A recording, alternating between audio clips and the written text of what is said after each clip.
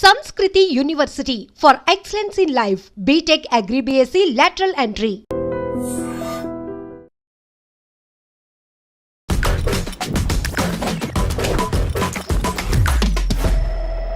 Hi hello నమస్తే welcome back to our channel. నేను మీ వైషు. జెలసీ ఆర్ ఈర్ష్య వల్ల ఒకరి లైఫ్ ఎంతవరకు ఇంపాక్ట్ అవుతుంది అనుకోవచ్చు. అంటే తమ్ముళ్ళు అన్న తమ్ముళ్ళ మధ్యలోనే ఆస్తుల కోసం తనకు ఒక ఎకరా ఎక్కువ ఉందంటే జెలసీ ఉంటుంది, అక్క అందంగా ఉందంటే చెల్లికి జెలసీ ఉంటుంది. వీటి వల్ల ప్రాణాలు తీసేంత జెలసీ ఉంటుందని ఈ మధ్య కాలంలో కేసులు చూస్తుంటే అర్థమవుతుంది. మొన్న ఈ మధ్యలో ఇద్దరు ఆల్మోస్ట్ సొంత చెల్లెళ్ళే, అయితే అక్క కూతుర్ని అక్క మీద జెలసీతో చంపేసింది ఆవిడ. అంటే జెలసీ ఎంతవరకు వాళ్ళని తీసుకెళ్తుంది? Think again. ఈ విషయం గురించి మాట్లాడడానికి ఈరోజు నాతో పాటు life coach and family counsellor Rajaniramma గారు ఉన్నారు. మేడంతో మాట్లాడదాం. నమస్తే మ్యామ్. నమస్తే. బాగున్నారా? ఫైన్. జెలసీ అంటే చిన్నగా ఏదైనా సరే ఆవిడ అందంగా ఉంది నేను కూడా అందంగా ఉండాలి అని అనుకోవడం వరకు ఓకే, కానీ ప్రాణాలు తీసే అంత జెలసీ ఉందంటే మన ఆలోచన విధానం ఎలా మారిపోతుంది అనుకోవచ్చు మ్యామ్ అసలు. అవును, దీనికి పూర్వకాలం నుంచి ఉంది. అంటే అందమని కాదు, ఇక్కడ ఆ జలసీ అనేది ఎప్పుడు మనుషుల మధ్యన ఉంటూనే ఉంది. ముఖ్యంగా ఆడవాళ్ళ విషయంలో ఏం చెప్తారంటే శాస్త్రాలు ఒక సామెతలు ఉన్నాయి. అసూయ ముందు పుట్టి తర్వాత నువ్వు పుట్టావా అని అంటారు. అసూయ ఉన్న వాళ్ళని, లేని వాళ్ళని కాదు. అందరూ ఉండరు ఇట్లా అసూయ అనేది. చూసి బాగుంది అనుకుని వెళ్ళిపోయే వాళ్ళు ఉంటారు, లేదా నాకు కూడా ఉంటే బాగుండు అని అనుకుంటారు. నాకు లేదు, భగవంతుడు నాకు ఇవ్వలేదు అనుకుని తృప్తి పడేవాళ్ళు, సరిపెట్టుకునే వాళ్ళు ఉంటారు. కానీ రగిలిపోయే వాళ్ళు కూడా ఉంటారు. ఓకే, అదేంటి నాకెందుకు లేదు అంటే నువ్వు అన్నట్టు అందం అన్నావు కదా, ఒక తల్లికి పుట్టిన వాళ్ళం కదా, నాకెందుకు అందం లేదు అని రగిలిపోయే వాళ్ళు కూడా ఉన్నారు. ఓకే, ఇంకా ఇప్పుడు రకరకాల అనమాట ఈ అసూయలు. ఒక ఆస్తి ఉందని, లేకపోతే ఏమన్నా పొలాలని, బిల్డింగ్లని, నగలని, ఇంకా ఏదైనా ఒక జాబ్ తీసుకో, లేకపోతే ఇద్దరు జాబ్ చేస్తున్నా సరే నీది బెటర్ జాబు నా దానికన్నా, లేకపోతే నీకు ఎక్కువ శాలరీస్ వస్తున్నాయి నాకు లేవు, లేకపోతే నీకు పెర్క్స్ ఇంకా చాలా ఉన్నాయి. ఇలా ఇప్పుడు తృప్తి లేదు, నీకు ఉంది నాకు ఉంది అని అనుకోరు. అందులో కూడా మళ్ళీ నీకే ఎక్కువ ఉంది. అంటే తనని తను డిగ్రేడ్ చేసుకోవడం అవసరమా? ఓకే, ఇప్పుడు నీ యొక్క గొప్పతనం నీకే ఉంటుంది, తనది తనకే ఉంటుంది. ఇప్పుడు ఏ ఒక్కళ్ళు ఇంకొకళ్ళలాగా ఉండరు ఈ భూమి మీద. భగవంతుడి సృష్టి అది. కోటాను కోట్ల మంది ఉంటే ఏ ఒకళ్ళు ఒకలాగా ఉంటారా? ఎక్కడో ఏదో కలిసినట్టు ఉంటుంది కానీ ఒకలాగా ఉంటారా? అలాగే అలా మనస్తత్వాలు కానీ, అభిప్రాయాలు కానీ, పనులు కానీ, వాళ్ళ జీవన విధానాలు కానీ ఏదైనా సరే ఒకలాగా ఉండవు. ఎవరి మనస్తత్వాన్ని బట్టి వాళ్ళ జీవన శైలి ఉంటుంది. తృప్తి పడ్డం ఆపేశారు కదా మ్యామ్ జనం, దానివల్లే ప్రాబ్లం లేదు. ఇంకా పాతకాలంలో చెప్పుకోవాలంటే ఈ అసూయలు అక్కడ వరకే ఉండేవి. ఇప్పుడు చంపుకునే వరకు వెళ్తున్నారు. అబ్బో, చంపుకునే వరకు ఎందుకు వెళ్తున్నారంటే ఇది కాలం మారుతున్న కొద్దీ తిండి మారిపోయింది. ఆ తిండి లోపలికి వెళ్ళి జరిగే రియాక్షన్స్ ఎలా ఉంటున్నాయంటే ఇదిగో ఇలా ఉంటున్నాయి. ఇప్పుడు సాత్వికంగా ఎవ్వరు ఉండట్లే. మరి ఆ రోజుల్లో నాన్ వెజ్లు తినలేదా? తిన్నారు. మరి ఆ రోజుల్లో కోపతాపాలు లేవా? ఉన్నాయి. కానీ దానికి కొన్ని పరిమితులు ఉన్నాయి, కొన్ని పద్ధతులు ఉన్నాయి, కొన్ని కట్టుబాట్లు ఉన్నాయి. ఏ విషయమైనా సరే దేన్ని దాటి బయటకు వచ్చేవారు కాదు. జరగటం లేదా? జరుగుతూనే, కానీ కట్టుబాట్లు, పరిమితులు దాటి బయటకు వచ్చేవారు కాదు. ఇప్పుడు ఏది దేనికి అడ్డం రావట్లేదు. నాకు ఇది లేదు, అది నేను పొందాలి. ఎలా లాక్కునైనా సరే, దొంగతనం చేసైనా సరే, చంపైనా సరే. అలాగే ఏ విషయం తీసుకున్నా నేను అనుకున్నది జరిగిపోవాలి, నేను ఏం చేసైనా సరే నేను అది దక్కించుకుంటాను. ఆ మెంటాలిటీలోకి వచ్చేసారు. ఈ కేసులో చూస్తే ఇప్పటిదాకా మొన్నటి వరకు ఏమనుకున్నారంటే తమ్ముడి భార్య, అంటే ఆ అన్న తమ్ముళ్ళలో తమ్ముడి భార్యతో పాటు తమ్ముడికి కూడా ముందే తెలిసి ఉంది, భాగం ఉంది అనుకున్నారు. కానీ సడన్ గా ఆయన వచ్చేసేసరికి ఇప్పుడు తమ్ముడికి లేదు అనేసి అంటున్నారు. ఏం జరిగింది అనొచ్చు మనం ఇప్పుడు? అదే వాళ్ళకి పాపం నిజానికి ఏం తెలియదు. మనం చెప్పుకున్నాం. వాళ్ళు తండ్రితో సహా ఇద్దరు అన్నదమ్ములు ముగ్గురు ఎందుకు వెళ్లాల్సి వచ్చింది? కుటుంబ పరిస్థితుల కోసం వెళ్ళి ఉంటారు. లేకపోతే ఆ పెద్ద ఆయన ఇక్కడ ఉండి ఫ్యామిలీని చూసుకోవచ్చు. కానీ ఒప్పుకున్నంత వరకు కుటుంబం కోసం కష్టపడదాము, కొడుకులు వెళ్ళారు, నేను ఇక్కడ ఖాళీగా కూర్చొని ఏం చేయను, ఆడపిల్లలు ఉన్నారు, మనవరాళ్ళు ముగ్గురు, అలా ఆలోచిస్తారు కదా పెద్దవాళ్ళు. ఆయన కూడా అలా ఆలోచించి పిల్లలతో పాటు వెళ్ళి ఉంటాడు. వెళ్ళినప్పుడు వీళ్ళకి అసలు బాధ్యత రహితంగా ఇక్కడ ఉన్నారు. లేకపోతే మరి ఈ అమ్మాయి 20 లక్షలు అప్పు ఎందుకు చేయాల్సి వచ్చింది?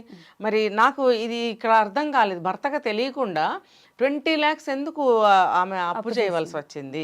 అంటే తెలియకుండా చేసిందా?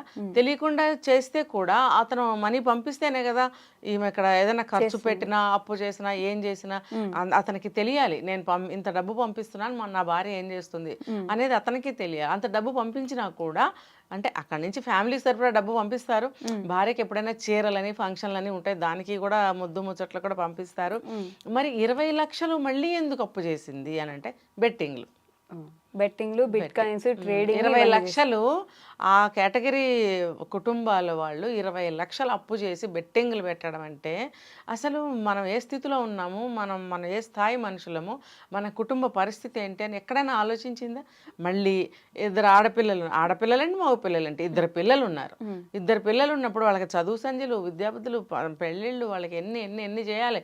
ఫ్యూచర్లో పెళ్లి వరకు వద్దు, వాళ్ళకి చదువులు 20 సంవత్సరాలు చదువులు చదివించాలని అంటే నువ్వు ఎంత కష్టపడాలి? నీ కోసం నీ భర్త సంపాదిస్తున్నాడు కష్టపడి, అక్కడ నీకు బాధ్యత లేదు. అదేమని తోటికోడలు అడిగినందుకు ఒకవేళ తను సొంత కజిన్ కాబట్టి అడగగలిగింది. అదే ఇద్దరు కూడా బయట నుంచి వచ్చిన అమ్మాయిలు అయితే ఎందుకు అడుగుతారు? అడగదు. బాబోయ్ నాకెందుకు అనుకుంటారు, ఖచ్చితంగా అనుకుంటారు. వెళ్ళరు. తోడికోడలకి అసలు గొడవలు ఉంటాయి, చాలా గొడవలు ఉంటాయి. ఇక్కడ ఏంటంటే ఒకవేళ దూరం నుంచి వచ్చిన తోటికోడలైనా సరే ఇంత ఘోరంగా డబ్బులు నాశనం చేసి బెట్టింగుల్లో పోగొట్టుకుని పిల్లల్ని పట్టించుకోకుండా ఇలా ఉన్న మనిషిని బయట నుంచి వచ్చిన తోటికోడలైనా సరే ఎందుకు అమ్మ అలా చెయ్యకు అని ఒక మాట ఆయన అంటుంది. చూస్తూ ఎవ్వరూ కూడా ఊరుకోలేరు. ఇంకా ఆమె సొంత కజిన్ అన్నప్పుడు ఇంకా కొంచెం స్వతంత్రం ఎక్కువ ఉంటుంది. చిన్నప్పటి నుంచి కలిసి పెరుగుంటారు. మరి ఇద్దరు కూడా అక్క చెల్లెళ్ళలాగా ఇక్కడ ఉంటారనే కదా ఇచ్చి పెళ్లి చేశారు.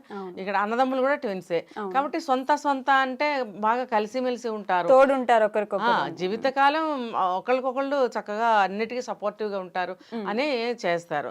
మరి ఇద్దరు సొంత అక్క చెల్లెళ్ళు, ఇద్దరు సొంత అన్నదమ్ములు, ఆ ధైర్యంతోనే ఆ భరోసాతోనే వాళ్ళు కూడా వీళ్ళని వదిలి దుబాయ్కి వెళ్ళటం జరిగి ఉంటుంది.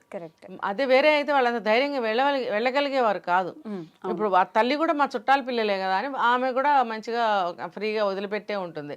బయట వాళ్ళతో కొంచెం వస్తాయి కానీ తేడాలు, సొంత మేనగోడళ్ళు అని అంటే వాళ్ళకేమి అనిపించదు. సో ఆ రకంగా మరి చక్కగా కలిసిమెలిసి ఉంటున్న కుటుంబంలో ఎవ్వరూ కూడా ఈ రోజుల్లో చిన్న మాట అంటే పడటం లేదు. నువ్వు అందుకనే కదా ఈ రోజుల్లో చూసి తలుపులు ఎందుకు వేసుకుంటున్నారు? వాడి మునగని చావని ఎదురుగుండా ఉరి పెట్టుకుంటున్నా సరే తలుపులు వేసుకుంటున్నారు భయం. ఎందుకంటే నీ వల్లే అనేస్తారు. ఏమనైతే నీ వల్లే, లేకపోతే నీకేం హక్కు ఉంది, అసలు నువ్వెవరివి, నీకెందుకు, నాకు లేని బాధ నీకెందుకు, ఇలాంటి మాటలు మాట్లాడుతున్నారు. ఇవన్నీ అవతల వాళ్ళు బాధపడి నిజమే నాకెందుకు, చూస్తూ ఊరుకోలేకపోయాను అని అన్నారనుకో, ఊరుకోకపోతే ఊరు పెట్టుకో, చూస్తూ ఊరుకోలేకపోవడానికి నీకెందుకు? మా పిల్లల గురించి క్షేమం నాకు తెలీదా? మా పిల్లల్ని ఎలా చూసుకోవాలో నాకు తెలీదా? నువ్వు చెప్పాలా? పెద్ద చెప్పొచ్చావు. మేము అరుచుకుంటాం, కొట్టుకుంటాం, ఏమైనా నీకు అనవసరం. ఇప్పుడు అక్కడ తెలిసి తెలియక పిల్లలతోనైనా సరే చిన్న ప్రాబ్లం వచ్చినప్పుడు ఎవరైనా చెప్తారనుకో, అది నీకెందుకు నాకు తెలియదా, నా పిల్లల్ని నేను ఏమైనా చేసుకుంటా అంటే ఆ ధోరణి ఎలా ఉందో చెప్తున్నా నేను. ఇలా ఏదైనా సరే చూస్తే తప్పు, ముట్టుకుంటే తప్పు, అంటుకుంటే తప్పు, చెప్తే తప్పు, అనవసరం. మళ్ళీ ఏదైనా కష్టం వచ్చినప్పుడు అందరూ కావాలి అంటే నీ చేతగాని సమయంలో నీకు అందరూ కావాలి. మరి ఆ ఆలోచన విధానం ఎంత రాంగో చూడు. ఇక్కడ కూడా ఈ అసూయతోనే మరి ఈ అక్కగారు ఏవైతే అన్నదో అన్నమాట వాస్తవమే. అన్నప్పుడు తప్పేముంది, నువ్వు ఇంత ఆస్తి నాశనం చేస్తున్నావు, నీ భర్త ఇక్కడ లేడు, ఇంకా నేనన్నా నీకు ఒక మాట చెప్పాలి కదా అన్న ధోరణిలో చెప్పింది. ఆమె మీదే కక్ష పెట్టుకుని ఆమె పిల్లని చంపడం అంటే ఆలోచించిందా? ఒక్క నిమిషం మళ్ళీ ఒకసారి ఆలోచించాలి కదా. ఇప్పుడు అదే చెప్తారు, ఒకసారి ఆలోచించు అంటారు. అది ఎక్కడ ఆలోచిస్తున్నారు? అబ్బే ఒక నిమిషం ఒక ప్రాణం తీయడానికి ఆలోచించలేకపోతే ప్రాణం తీయటం గురించి ఆలోచించలేదు. తర్వాత నా లైఫ్ ఏంటి, నా పిల్లల లైఫ్ ఏంటి, నా భర్త లైఫ్ ఏంటి, అంటే ఫ్యామిలీ మొత్తం ఎంత విచ్ఛిన్నం అయిపోయింది ఒక్కసారిగా. ఆ కుటుంబ సభ్యులు అందరూ కూడా ఏమైనా వెలేస్తారు. ఇప్పుడు ఆ 2 పిల్లల పరిస్థితి ఏంటి? మళ్ళీ ఈ తోటి కోడలే పెంచాలా? ఇప్పుడు 2 పిల్లల్ని ఈ రోజు పెంచలేక చచ్చిపోతారు. ఈ రోజుల్లో 4 పిల్లల్ని ఆమె ఎలా పెంచుతుంది? మరి ఆ అబ్బాయి మనస్తత్వం ఏంటో మనకు తెలియదు. అయ్యో నా భార్య ఇలా అయిందా అలా అయిందా అని మరి ఎదురు చూస్తాడా, లేకపోతే కోపంతో ఆయన మళ్ళీ ఏమన్నా ఇంకొక దారి చూసుకుంటాడా? కాళ్ళు పట్టుకున్నాడంట. కాళ్ళు పట్టుకుంటే ఏమవుతుంది చెప్పు? పోయిన బిడ్డ తిరిగి వస్తుందా? రాదు కదా. ఇంకా వాళ్ళ పిల్లలు ఇక్కడ ఉంటే ఈ అమ్మాయిల కసిరేగే అవకాశాలు ఉన్నాయి. అదే వయసున్న నా పిల్లని చంపేసింది, దాని పిల్లలు చక్కగా ఇక్కడ ఉన్నారు, నేను పెంచాలా. ఇది ఎట్టి పరిస్థితుల్లో అమ్మాయి చేయదు, నేను పెంచను, నాకు సంబంధం లేదు. అసలు ఫస్ట్ వాళ్ళు వేరుపడిపోతారు కూడా, ఇప్పుడే ఇంకా సెపరేట్ అయిపోతారు. అసలు సొంత ఒక్క తల్లి కడుపున పుట్టిన వాళ్ళ మధ్యన అసూయ రగిలిపోతున్నారు. అక్క చెల్లెళ్ళ పిల్లలు అన్నప్పుడు ఏముంది వాళ్ళకి, అంత ఈజీగా తెంచుకోగలుగుతారు. నా కూతురు చంపేసి నేను కూడా చంపేస్తా, లేకపోతే నేను దూరం. అంతే. ఇప్పుడు నేను ఎందుకు పెంచాలి ఆ పిల్లల్ని అని అంటుంది. అంటే ఒక బంధాన్ని, ఒక సఖ్యతని కోల్పోయింది కదా. అదే ఈ అమ్మాయి ఏదైనా వేరే కష్టంలో ఉంటే తనకి కష్టమైనా సరే ఆ పిల్లల్ని ఈవిడ పెంచేది. అవును, నువ్వు చేసిన పని మామూలు పని కాదు, అది దాన్ని ఒక పేరు ఏం పెట్టాలి, కడుపు సోకం మిగిల్చావు కదా. కడుపు సోకం మిగిల్చి ఒక దారుణమైనటువంటి ఒక హత్య చేసావు. ఏదో ఆ పిల్ల కాలు జారి పడిన ఒక తోసేసిందా, లేకపోతే 2 దెబ్బలు కొట్టిందా, అలాంటివి జరగలేదు ఇక్కడ. పసిబిడ్డ ప్రాణాన్ని తీసి కట్టర్తోటి ఏంటది ఏది ఉంటే దాంతో చేసేస్తావా. చంటి పిల్ల ఏముంది, చిన్న పాప అప్పచుక్కుమంటుంది అంతే. అదే మనిషేనా మృగమా? ఆ మనస్తత్వం ఎంత క్రిమినల్ మైండో చూడు. అంటే ఇప్పుడు ఎవరైనా ఇప్పుడు మామూలుగా చూస్తాం, ఒక సెల్ ఫోన్ వాడేటప్పుడు మొబైల్ ఏంటి ఎప్పుడు అందులోనే ఉంటావు, పిలిస్తే పలకవు అంటే కూడా మొబైల్ చూసే వాళ్ళకి ఎంత కోపం వస్తుందో తెలుసా. మామూలుగా రాదు, అమ్మో, ఒక సైకోలాగా అయిపోతారు వాళ్ళు. అలాంటిది ఈ అమ్మాయి అందులోనే ఉండి బెట్టింగ్లని, రీల్స్ అని మునిగి తేలుతుంటే మరి చంపేంత కోపమే వస్తుంది. దీనికి అంతటికీ కారణము one of the mobiles, social media. అందులో ఎన్ని అట్రాక్షన్స్. ఇప్పటికీ కూడా నీ అంత పిల్లలు, నీ అంత అమ్మాయిలు అబ్బాయిలు ఆ ప్రమోషన్కి మాట్లాడుతున్నారు అందులో బెట్టింగ్స్. ఇలా చెయ్యి, అందులో పెట్టు, మొన్న మన ఇద్దరం పెట్టాం, ఎంత బాగా వచ్చింది, మీరు కూడా పెట్టండి. ఒక పక్కన ఇన్ని చావులు అయిపోతున్నాయి, ఇన్ని కుటుంబాలు నాశనం అవుతున్నాయి, ఇంకా ఇలాంటివి ఎందుకు ఎంకరేజ్ చేస్తున్నారో నాకైతే అర్థం కావట్లేదు. ఒక్క నిమిషం ఆగి ఆలోచించండి. Okay, thank you ma'am.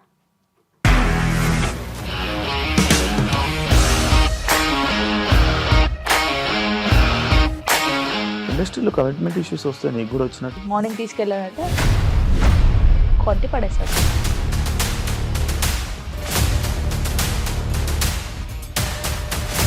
ఒక్కళ్ళు కూడా చూడలేదు ఈ సినిమా అని చెప్పడానికి కూడా చాలా ధైర్యం కావాలి. అది నిజం కదా, దాంట్లో ధైర్యం ఏంటి? ఇది నెక్స్ట్ డే ప్లేట్ మార్చేస్తే తప్పు కదా. As of now we are comfortable this అని నేను అనుకుంటున్నాను. రష్మిక గారిది మీది ఒకే ఊరంట కదా.